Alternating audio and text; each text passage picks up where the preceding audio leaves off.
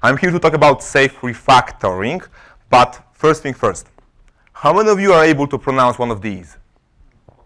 If you would like to try, please do it out loud. No witnesses. Not even close, my friend. Sorry. Anyone else? So these are actual Polish cities. I am from Poland. And we name places like this, really. True story. You can Google that. So my superpower is speaking Polish. And to me, it's pretty natural and easy to pronounce both of them. The first one is Szczebrzeszyn. The second one is Chrząszcze-Żewoszyce. As you can see, pretty much easy, right? So if during this talk I speak too fast or I don't use proper English, please remember I can do that, OK? Szczebrzeszyn, Chrząszcze-Żewoszyce. So you already know I am from Poland. My name is Jakub Pilimon. I work as principal technologist at Pivotal. These are my main areas of interest, so domain-driven design, test-driven development. I love to talk about architecture in any form, and Spring, of course. I have a blog where I blog, I would say, semi-occasionally, more or less. And also, I have a pet project. I'm very excited about that. It's called DDD by Examples. You can find us at GitHub. There is basically plenty of fun work to do together if you'd like to collaborate. It's like a bridge between people who would like to model some domain according to domain-driven design rules and then back it up with some framework like Spring, for instance, in the infrastructure layer. So if you'd like to collaborate, please give us a note. All right, so this is not going to be about insights that you are going to find in either of those books. How many of you have read those? So if you would like to know how to extract method, how to extract objects from a larger graph of objects, how to put and get your class into a testing harness, etc., these are great books. Okay? They cover so-called local refactoring, and we are not going to talk about this today. All right? So for this talk, we are going to assume that we all know that there are good practices out there like proper object orientation, functional programming, test-driven development, domain-driven design, etc., and we all know that, but we need to apply this knowledge somehow on our day-to-day work, all right? So instead, we are not going to talk about this, but we are going to talk about something which Eric Evans described as bubble context. How many of you have heard about bubble context? It's a strategy, an approach of dealing with legacy systems. So this approach involves creating a fresh context for functionality that is shielded from the entanglements of the legacy world, okay? Because, we can talk about domain-driven design, how to do things nicely from the scratch, and then on Monday we go back to our office and, that's reality. So we have to find a common sense. So I call it global refactoring. Instead of local refactoring, we are going to talk about global strategic refactoring, all right? And the technique we are going to see today, I have successfully applied with a couple of my clients before my Pivotal work, so in my previous life as independent consultant, and it's not a silver bullet, let's say it up front. It might be that this technique that we are going to see today will not work in your context, and that's fine. That's OK. Let's agree to disagree at the very beginning, all right? How many of you have heard about big ball of mud architecture? Keep your hands up if you would describe your current architecture as big ball of mud. All right. Half of the audience, more or less.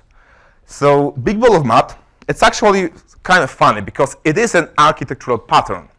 It is a pattern in which we don't follow any rules, we don't follow any principles, any guidelines. We just let the code grow and somehow glue it together so that it works all of a sudden sometimes, right? And we as developers, we tend to say that big ball of mud is just bad because it's bad. So my feeling is that the feeling of something being bad needs to be contextualized. Why is it bad? Just saying that big ball of mud is bad is not enough. It's just like saying Java is bad or PHP is bad. We need to go deeper and deeper, right? So when we go deeper regarding big ball of mud, we tend to say that big ball of mud has code which doesn't have any structure, which is sloppy, feels like duct tape style, right? And again, these are like subjective feelings. Why is it bad?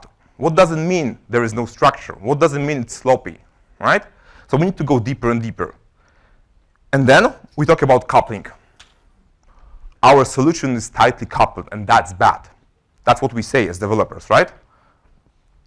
Again, we have to generalize more. What does it mean I have a tightly coupled solution?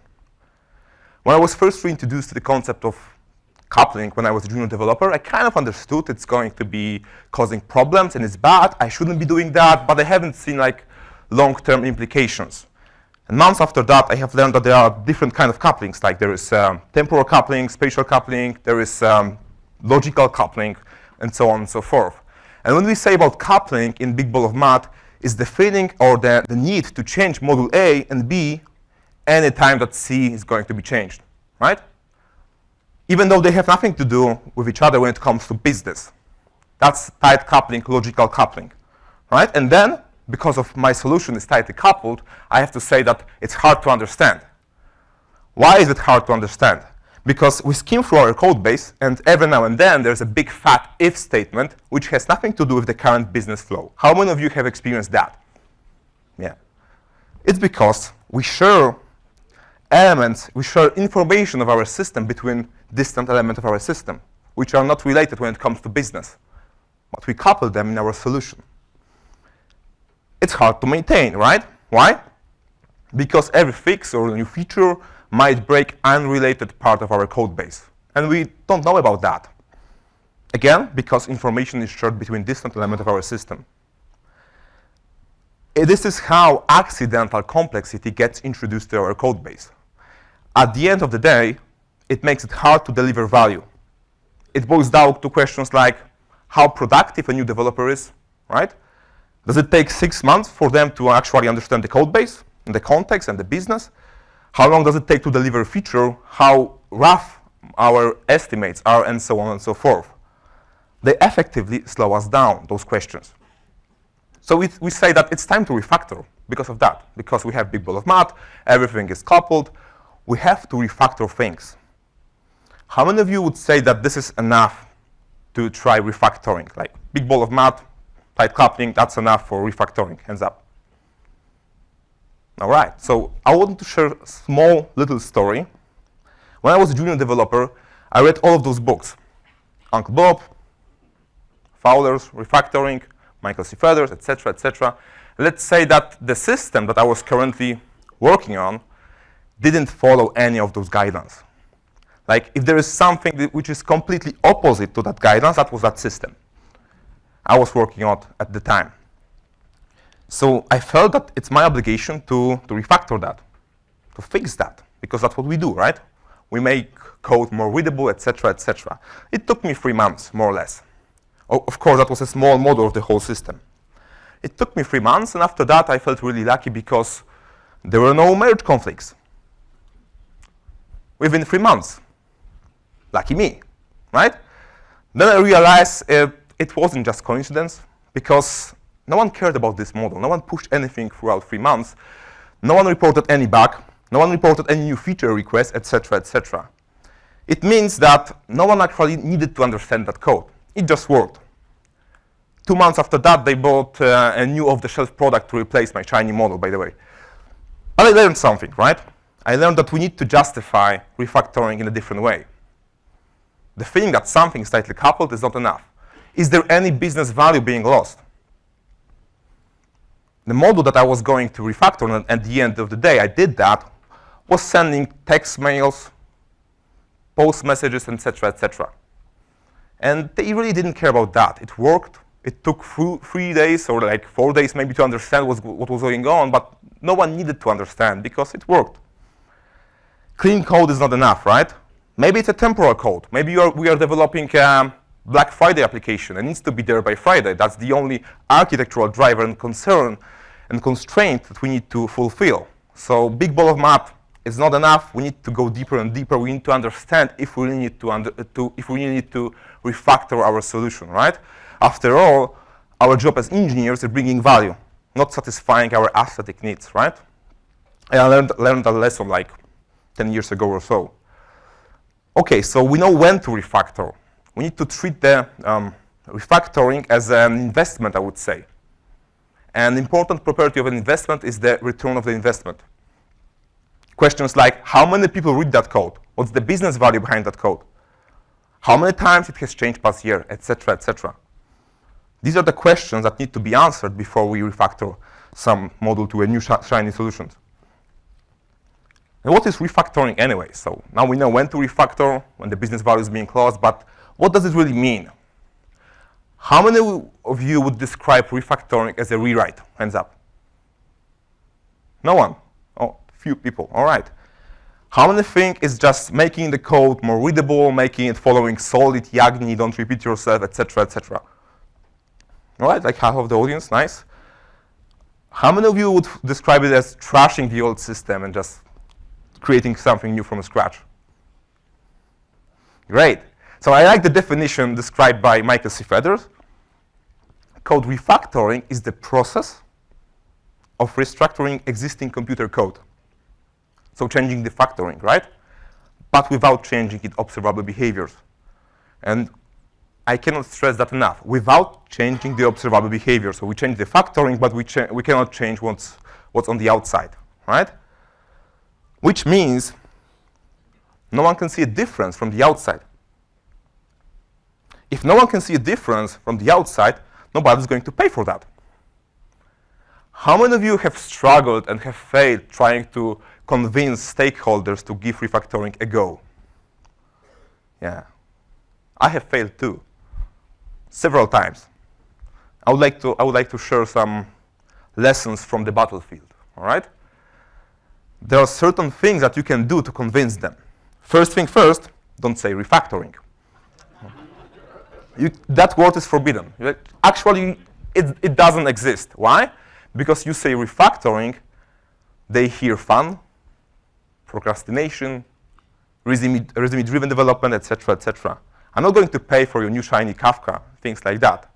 So we have to justify our refactoring in a different words. Instead of using the word refactoring, we have to create a common understanding of the current problems. One of the nice ways to create a common understanding with business stakeholders, common understanding of current problems and flows in our process, is having an event storming session. How many of you have heard about event storming? So it's a technique, collaborative session you have with business owners, together with developers, and you talk about your process using domain events. So the language that is understandable by business owners and also should be understood by developers too. So this is one of the event storming sessions I have had with a couple of my friends a long time ago. Basically, you talk about business events, orange notes, orange sticky notes. And then also, there is a special notation for hotspots, so things that are problematic in your current process. Things that business considers as business value being lost, opportunity being lost, etc., etc. So after this kind of session, we have a common understanding about the current process, about the flows in the current process. We have some number of hotspots, and we need to know after this session, and we know after this session, where should we start our strategic refactoring. It's the place which has the most number of hotspots, right? Where's the most number of business opportunities being lost, etc., etc. But it might be that even though we have the common understanding of current problem, of current processes and its flows, they are not so willing to create a safe environment for refactoring. Another trick is to use measurable data. What does it mean it takes ages? Right? It doesn't mean nothing. It doesn't mean anything. We have to use measurable data. Business people love numbers. After all, they use Microsoft Excel. They use things like that. So we have to justify our refactoring with numbers. What does it mean it takes ages, right? How much does it really take? Let's say we have to justify refactoring some module in our system which is responsible for call center, because the web page opens up and renders for 10 seconds. Let's say that the agents, they have to do it 200 times a day, roughly counting, right? That means that in total they lose 2,000 seconds per day, which is more or less 35 minutes. Now let's say we have 10 agents. In total, they lose 6 hours a day. So if we fix that, that means for the business stakeholder that they can hire a new person for free because they just gained 6 hours. That's the kind of data that really gets to them. That's the heart of hard data that really gets to them. And you know you justified refactoring and you did well while trying to convince them to give refactoring a go when they get mad. I really mean that, because after this kind of explanation, their reaction is like, what the hell, why haven't you told me that before? Well, I tried to do that, but I have to use different language, right? So common understanding, measurable data. It might be that even though we have created common understanding, we have the measurable data, they still don't want to give refactoring a go. It might be that once upon a time they have agreed to refactoring, and after the refactoring, the system behaved actually worse than it used to behave, right? So tell them this time is going to be different because we are going to use magic. And they will have a magic button. And the magic button is shiny. And this magic button allows them to revert to the previous solution in no time without having to call us being the developers, right? So the reaction might be like, it's interesting. You're saying it's totally safe, and I can easily revert without having to call you at any given point of time. Yes, you can do that. Later on, we are going to talk how magic actually equals engineering and good engineering practices, but that might convince them. Before we start with refactoring, one thing that is worth mentioning is that refactoring is not about adding business features. So there is a temptation to create a safe environment for refactoring, and also on top of that, let's just add a couple of business features. It's easier to do it step by step.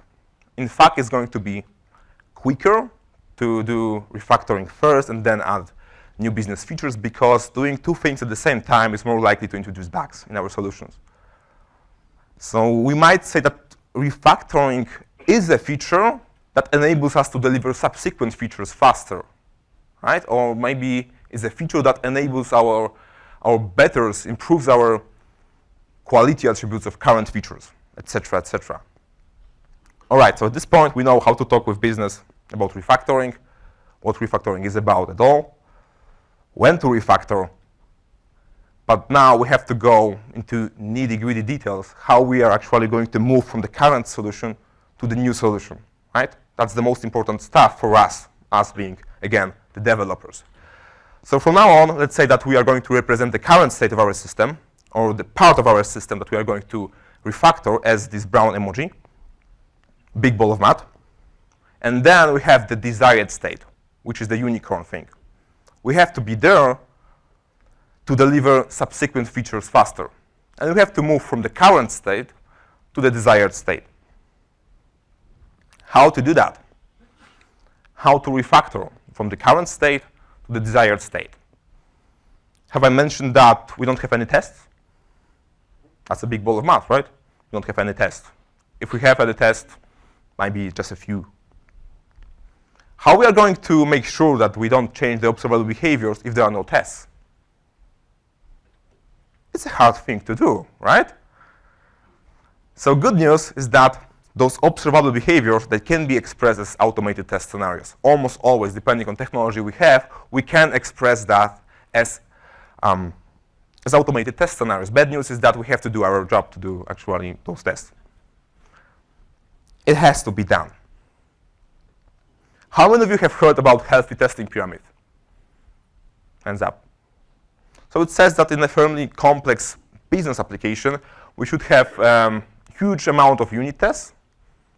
They cover all of the business rules which are important. They are fast. They run in isolation. They give you fast feedback. On top of that, some units of our architecture, they need to integrate with each other so that we have some integration tests as well. And then for crucial production paths, we have just a handful of end-to-end tests. So how we are going to make sure that we have a huge number of unit tests in big ball of mud architecture? What's a unit in big ball of mud? It's really hard to say, right? The problem with big ball of mud architecture is that everything touches anything else. So you reach for the banana and you get the entire gorilla. That's the problem when you want to test something in big ball of mud. There is no unit. Or maybe there is one unit. That's the big ball of mud. That's the whole unit. And actually, the only strategy to deal with this kind of system, if you want to test them, is to treat the big ball of mud as one single unit. Which means we are going to test that from the outside. After all, if it was easy to add unit tests, it wouldn't have been big ball of mud in the first place, by definition. Because that would have meant that we have nicely crafted unit modules that are business-facing, and we can take them out and test in isolation. Which means, if we are going to test them from the outside, we don't have a healthy testing pyramid. For a while, for the refactoring transition, we have something like this. Whoops, like that. There we go. A huge amount of end-to-end tests, which are slow. Right? These are slow. We have to live with that if we want to make sure the observable behaviors will not be changed by our refactoring. The thing is that how we are going to find the scenarios to test. Which are the observable behaviors that we would like to keep? Luckily enough, we might have as well the information on the wall by doing the event storming session. So if we go deeper and deeper with the notation of event storming, there are blue nodes, there are orange nodes, there are green nodes, and there are yellow nodes. If we look at the wall, we might know that a command is going to be represented by a blue node, query, it's a green node, and some rule is going to be a yellow node, right? Let's say we are refactoring an application that deals with library. Let's say we refactor a specific part of our process, which is lending of books. And we have some domain events, we have some commands, we have some queries and rules, and regardless of the protocol of the API we expose, end users, they are going to interact with us either by sending a command or by asking a question. Blue or green? It might be that the command is represented by API call, maybe some queue listener or database script, etc., etc. The same applies to a query, but it doesn't really, it's not necessary to justify if it's REST or SOAP at this point. We know some interactions. These are the observable behaviors we like to keep. When we collect book, it should have been collected. And these observable behaviors, those test scenarios, they can be translated to our automated tests like that. As you can see, we have a query, we have a command, and the test, it speaks only the language from the domain. So we don't say anything about the underlying protocol, if it's REST, if it's Java server pages, if we use SOAP or any other protocol. It doesn't really make sense to include those kind of information in the business-facing test. So this is one test that covers two observable behaviors. When we collect book, or when we place book on hold, it's going to be shown at the view that represent currently placed on hold books. At some organizations that I have worked with, there's a problem of not having enough access to domain experts. How many of you experience that? Let's say you have 5 days to refactor or to understand what's going on underneath. In this case, you can use something which I call exploratory testing. If there is an access to some obfuscated production copy of a database, or maybe staging environment, things like that, you can use that. You can leverage from this fact and try to understand what's going on by writing tests and then trying to reverse engineer the rules from the test. How it's going to look like? We have a test. Let's say we are fetching something from our staging database, one book. It's called domain-driven design. We also fetch a patron. Her name is Amy, and also John. And then we want to place book on hold, this line. And all of a sudden, we run the test, but we get an exception. Why? We have no idea right now, because we don't know the rules. But we want to make sure this observable behavior is going to be kept for the subsequent invocations of our test. So we assert. Now we try to place on hold the same book, but this time by Amy. This time we have a success. Why? We have no idea so far. But again, we want to make sure it's going to happen in the next subsequent invocations of our test. And now we get to ask questions. Maybe now we can go to domain experts. They will have like 20 minutes, and we can ask, hey, what's so special about this book? Maybe Amy is special, maybe John. Which rule was triggered, etc., etc. Why the system behaves that way? So this is a nice trick if you want to reverse engineer some rules from our data and from some end-to-end test scenarios.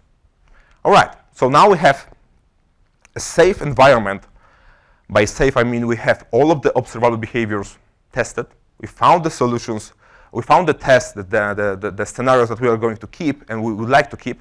And we have to make the transition from the mud to the unicorn. And how to do that? We are safe, so we can just play around right now. There are at least two options. Option number one, climbing step by step. What I mean by climbing step by step. From the mud, we gradually going to transition to our unicorn. Like each sprint, we are going to refactor one method, one class, etc., etc. It takes ages. After 20 years, we are done. The second option, I call it blue-green refactoring. How many of you have heard about blue-green deployment? This is something different. The name resonates with me very well. You will see why soon. Let's start with the step-by-step. If you would like to do that, again, the book by Michael C. Feathers is your friend. The mud slowly becomes the unicorn, right? Observable effects will be kept by definition. We have the test.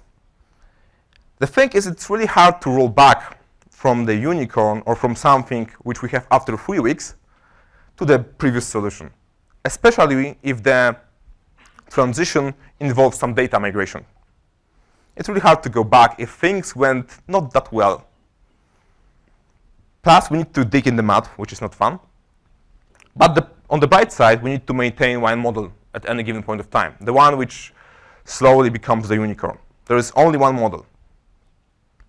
The problem I have seen working with some teams with this kind of refactoring, when the desired state, so the unicorn, is so far away from the current state that you cannot actually see the end of this process, is discouraging. And most of the times, the process is stopped halfway. What do we meet halfway? Something which is not mud, but it's still not the unicorn yet. Like this. It's still not useful. With blue-green refactoring, you operate in a different mode. The mud remains untouched, so it stays there. The landing process for our library stays as it was. Then, we create next to our current landing process a new shiny landing process from scratch. The observable behaviors will be kept from the side of the mud.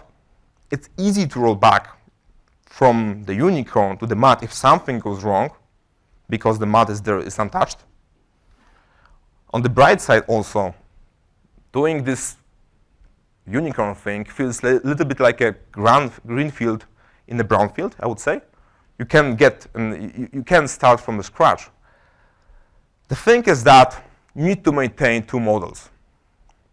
So if the refactoring, it takes, let's say, 3 months, most likely there will be new feature requests to the landing process. And they have to be mirrored, synchronized in 2 places. That's the downside. Plus, we need to somehow plug in the observable behavior so that they work against the unicorn, so the new landing process. When it comes to packaging, it might be just a next package. So we have the big ball of mud. You start from scratch in the same application, that's the same monolithic application you have. You create from scratch a new package with the new landing model. And then we ask a question, how we are going to plug in the new model to observable behaviors? Because those tests we have, the safety net, it operates against the current landing process, which is the mud. So we need to make the transition somehow. We need to change our code so that it works against the new model. So we need to find places that need to be modified. And again, Michael C. Feathers comes with a rescue. He describes a seam. A seam is a place where you could alter your program without editing in that place. It's more or less the same that we are going to look for right now. How to look for seams in our big ball of mud? We look for commands and queries. Again, if it's REST API, command for placing book on hold is going to be, for instance, represented by a REST API post mapping. And when it comes to the query, it might have been as well get mapping. Let's start with a query because it's easier. How we are going to plug in the new behavior to the query. What you would like to do, take a look at the current invocation. Of course, in production, it's not going to be one line of code. It's going to be like 200,000. What you would like to do, you would like to plug in the new behavior at the end of this method via so-called ACL, landing ACL. What's an ACL? ACL is the one place in your code, anti-collapsion layer, which knows that there is something like old model and new model. That's the only place in your entire system that's aware of the fact that there is something like old and new. That's the red dot. When you ask a query, you either go to the old model or you go to the new model. Doesn't make sense to answer the same question with two answers, right? And here is when we can use magic. How many of you have heard about feature toggles? They are like dynamic if statements, right? You can change the result of your if statement without having to redeploy your system, just by changing something via UI interface or something like that. And you can give access to this UI to your business people. They love control. This is this magic button that we have talked about, right?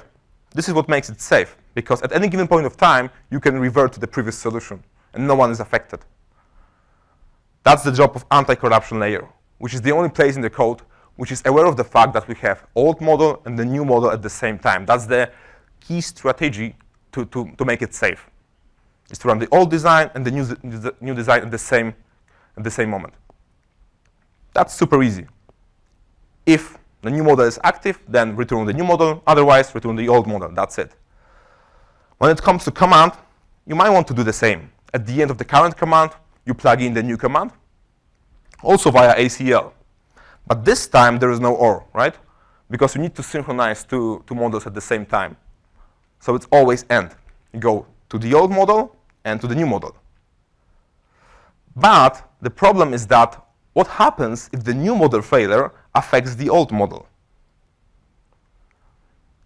By definition, it would mean that we have just changed the observable behaviors, right? So the simplest design for failure in the form of try-catch lock might be your friend. Those two models will be desynchronized for a while, but that's OK. At least the end user is not affected by our refactoring. And when it comes to ACL, it's going to be a third package. That's it, like that. So we have the new model, big ball of math, and the ACL. The dependencies between those models, they look like this. We have the current system, which talks to ACL only. And the ACL is now the only place in our system which knows there is old landing model, there is new landing model, and it routes between them. There is also a killer feature that we can have thanks to this design. The fact that we are dealing with legacy system, it has some knowledge, the legacy system, right? We can leverage from this fact. We can actually compare if our new model behaves the same as the old model. How? You might want to have two feature toggles. The second one says that even though it's enabled, I'm going to return the old model, but in the background, I'm going to compare two results. So in a separate thread, I'm going to fire the new model as well, and then compare two results in the background. The end user will not be affected because that's a separate thread, and to the end user, we still return the old result. But we have some insight. We can, for instance, have a reconciliation process. And that's literally the code I have used with one of my clients, except for the fact that we haven't used system.out.println, but more or less it's the same, like 20 lines of code. You have a difference. When there is a difference between two models, you have to react. And you can be very, very, very creative when it comes to the reaction. For instance, you might want to just log it. And every now and then, you take a look at the logs. OK, these are fine. Let's enable the new model. You might be more creative with the reaction. You might want to send an email. Maybe it's a strategic refactoring in your organization, so people will be interested in the results. If there is a difference, the reaction might be also, I'm going to automatically revert our system to the previous solution. And it feels like self-healing system. Right? So you can also compose reactions. You can do whatever you want, case by case as well. So with this blue-green refactoring, you operate in a cycle. You start by adding a new model to an next sim. So you pick up the next sim, like one command and a query, and you create a new model for that. And you go to prod. But you just reconcile. The end user is not affected, etc., etc. At some point, you gather feedback, and there is no difference in the log statements, for instance. So you turn on the new model, and you wait like 2 days until someone calls you. Hey, it doesn't work. And imagine a safe environment in which you can actually, on Friday night, say, you know what, I'm going to fix that on Monday, because now I'm going to just revert to the previous solution. And Monday, again, we investigate the log statements, what went wrong. We correct that. We go to prod, reconcile, gather feedback, and then again, turn it on. At some point, there is no bad feedback, and we can leave the old model and just use the new model. The thing is that we still have those end-to-end test scenarios, and they work against the old model, and they need to pass against new model too, by definition of safe refactoring.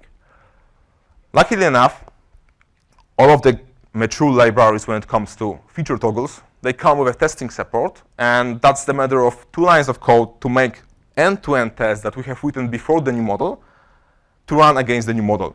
You just change one if statement in before the test is being executed in some sort of a setup section. That's it.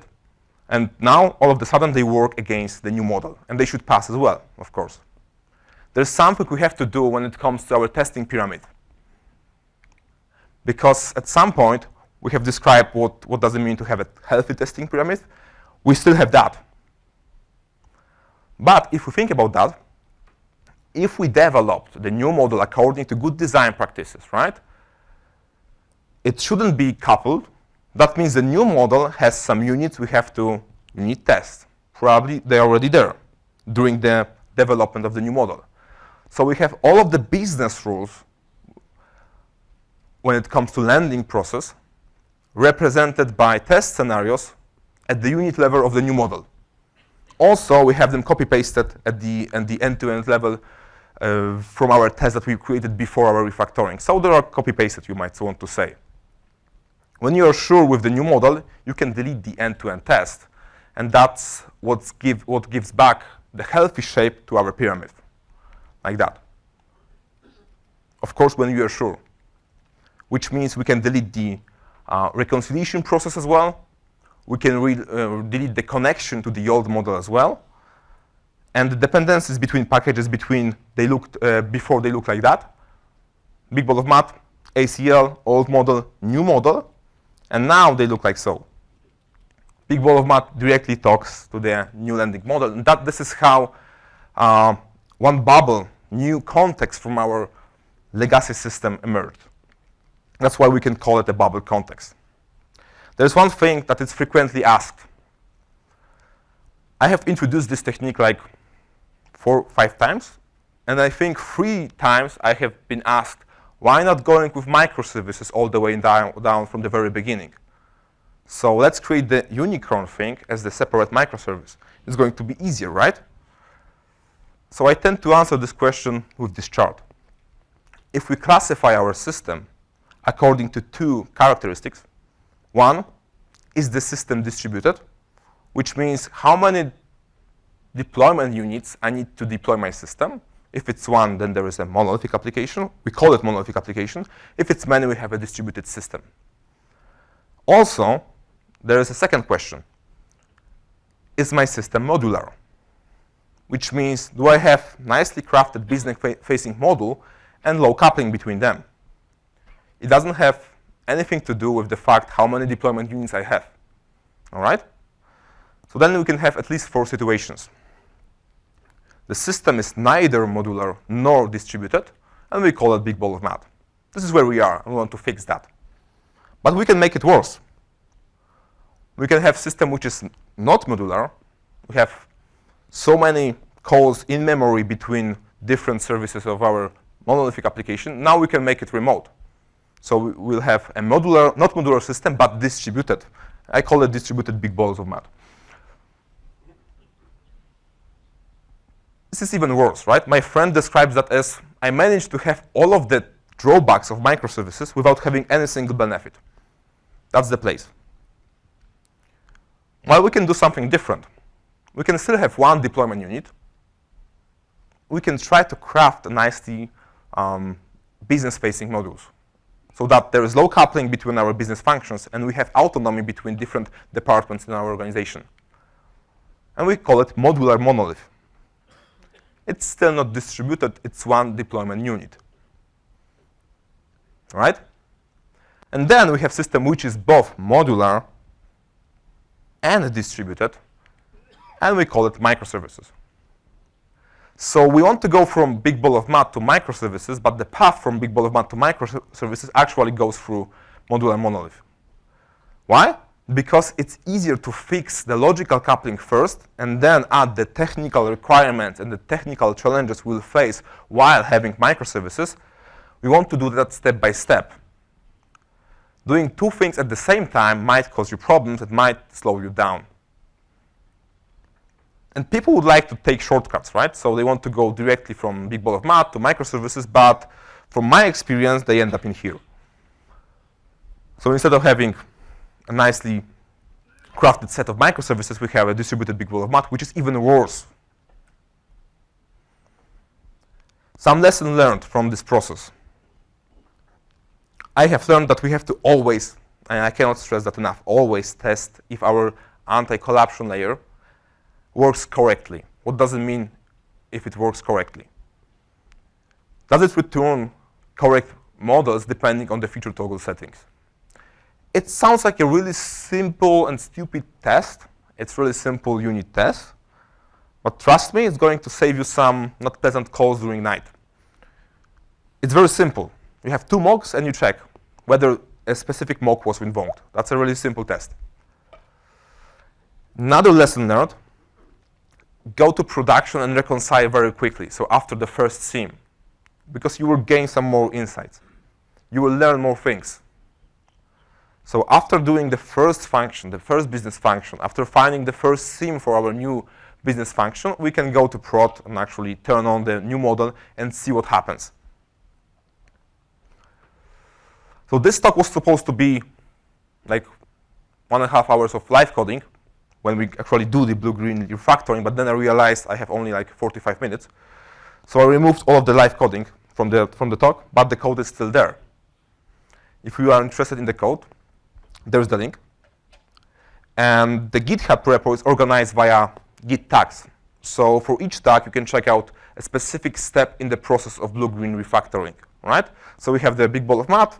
Then we have like introducing end-to-end test scenarios, then introducing the new model, introducing ACL, connecting new model to the ACL, removing the ACL, reconciliation, etc., etc., etc. You can actually check out the specific step of the process that you might be interested in.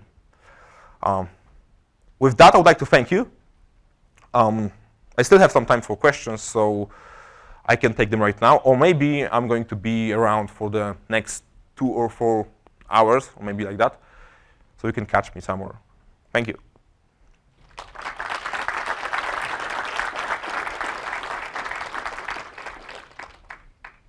I think it's very interesting that you're talking about having limited access to subject matter experts and then having exploratory testing in your process. How do you help developers prepare for that?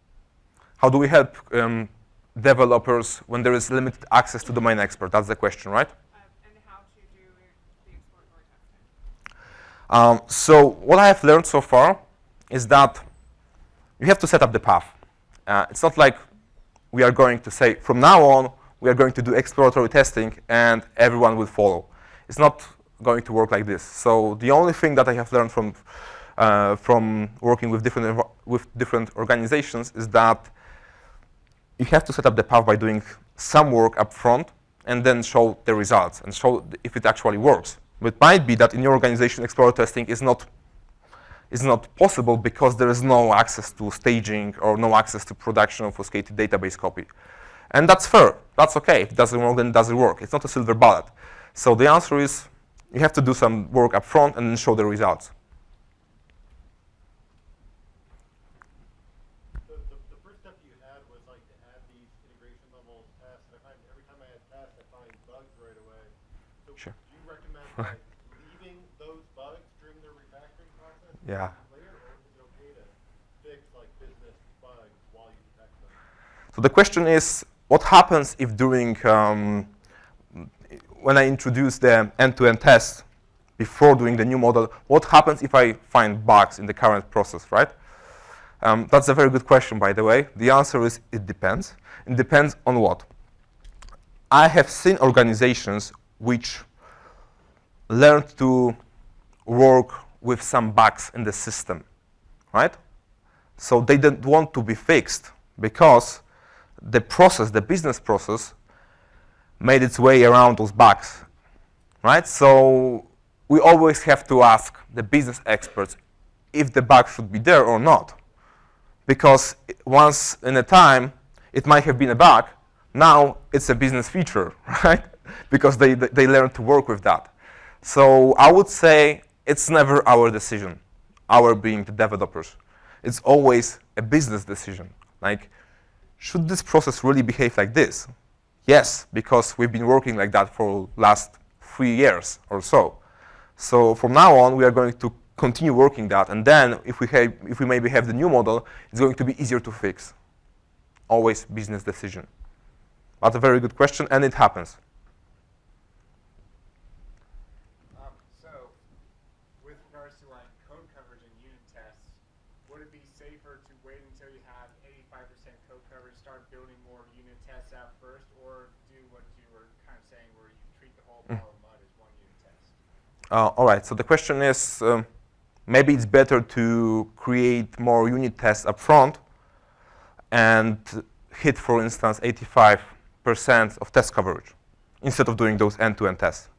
So one thing, it's really tremendously hard to write unit tests in big ball of mud architecture.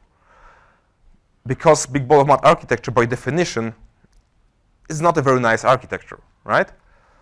Which means the tests that we are going to write are not going to be nice as well. Unit test, by definition, means I'm going to test a unit in isolation. There is no concept of isolation in big ball of mud.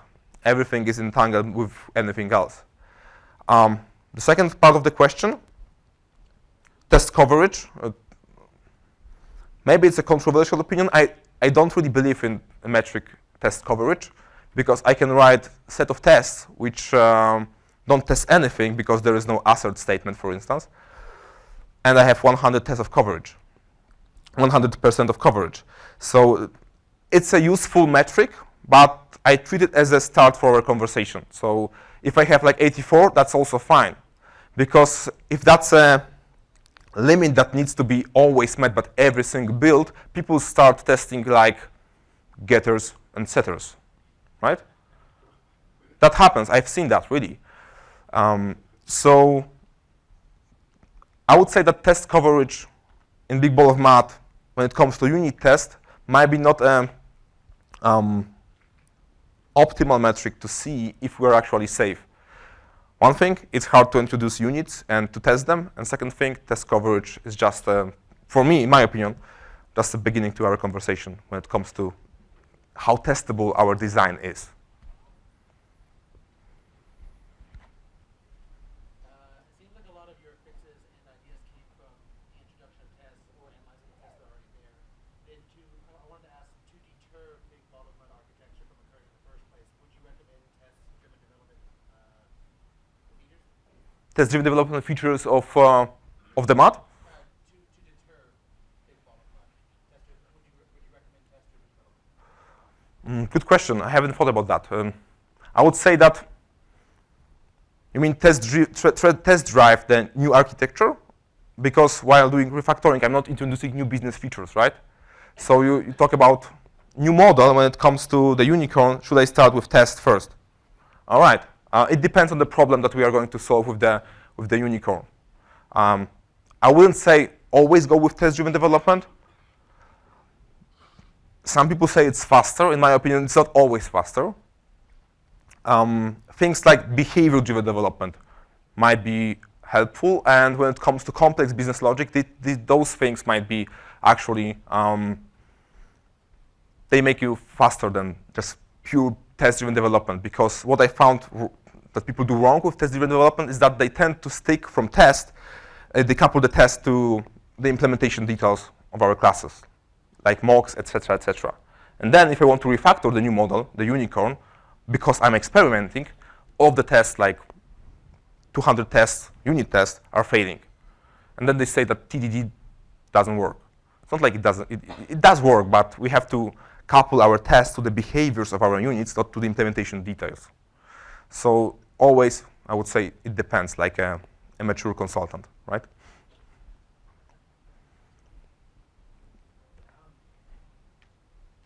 How do you protect, because at the end of the unicorn, probably new features will be added. Okay, so how, in the version of the pyramid that you show us, at the end, probably those new features will have like a TDD development and some unit tests added. So how do you or recommend to protect instead of emerging from a unicorn to another lot of math? So what happens if I have a nicely crafted solution after refactoring? How we are going to make sure that the unicorn stays there and doesn't become a new mud? Oh my God, good question. There is no single answer to that, I would say. Education.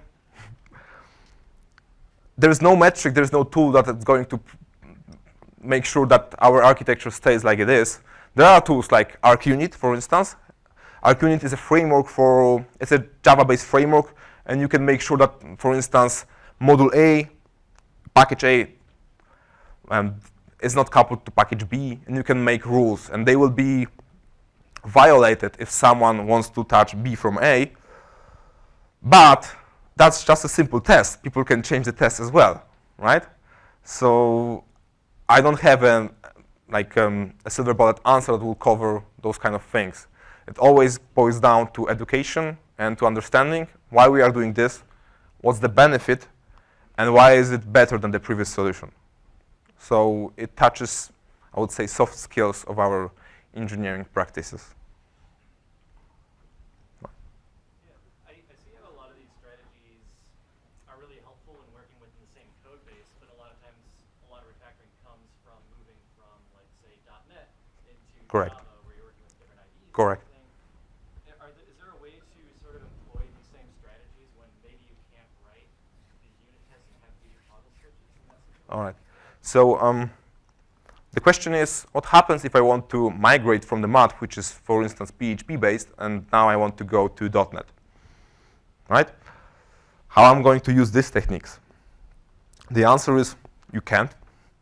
You can't use those techniques. I would argue that is not refactoring. Refactoring, I change the structure of the current design without changing the behavior. In that case, it's something which we call a rewrite, right? I'm going to rewrite the whole application to the new application, which means the whole system will be rewritten. All of the single business processes we have, they are going to be rewritten to the new system. In refactoring, we pick the one which causes us most problems, and we want to refactor that one. That's the first part of your question. It's a rewrite, not refactoring. How to do that with this kind of situation? So I try to introduce things like that when I face problems like you described, with some proxy on top of two systems. But then it's not that easy, because in one system, when you have old design, new design, they run in parallel in same database, you have friends, like you have transactions, you have rollbacks. Now you have two different systems. They are backed by two different data sources. How I'm going to make sure that one system got the new message and the other system got the new message as well? How I'm going to reconcile, right? So I have to have some batch processes as well. So it's harder. It's doable, but you won't be that much sure as you can be in a monolithic application. I mean, in a single deployment unit. You might want to look for strangler pattern. It's called a strangler pattern. Do you have any recommendations of resources for the transition between the distributed ball of mud and microservices? You want to go from distributed big ball of mud to microservices? Yeah. All right, so let's go back to slides. All right, we have this. From distributed big ball of mud to microservices. I think that's the hardest move that we can have from these 4 situations. Yeah, so when you have distributed big ball of mud, it means that the deployment units that we have, they are not autonomous, right? Which means probably they are not facing some business processes. They are like maybe facing some technical issues and so on and so forth. First, what we need to do is we have to create the understanding of what our business does. And the whole notion of domain-driven design is about that. And then you can try finding some independent chunks. Some people call them like bounded context. And then you have like the current design, distributed big ball of mud, and the design that we would like to have, a desired design, with nicely crafted bounded context. And again, you start with the first one. It's not like you are going to rewrite the distributed big ball of mud at once to microservices. You have to find the bounded context that causes you the most problems. You have to identify which many small big ball of mud in distributed big ball of mud represent that one context, and you have to merge them. Or maybe you have to split something. So it's not an easy process. The recommendation is always start with the first context.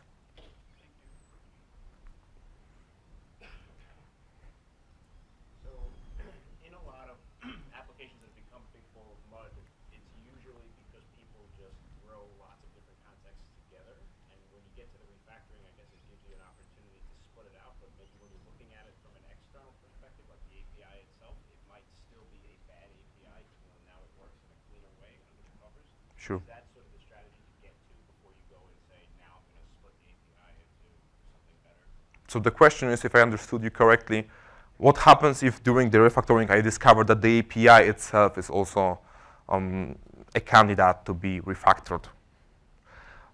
So it depends on, for instance, how many clients I have. And there is like one front-end application that talks to my back-end application, and I am in control of that front-end application, then I can go and change the API.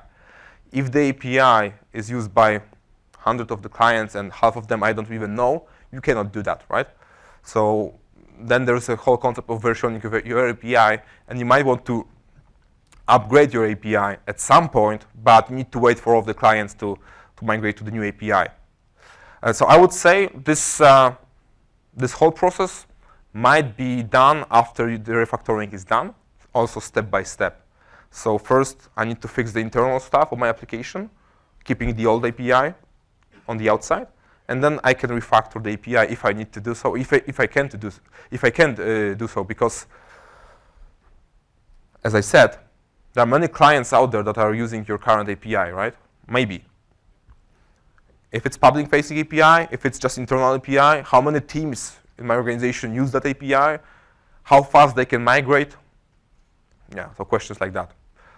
But I would say, again, that's an orthogonal question to how I'm going to fix the internal stuff.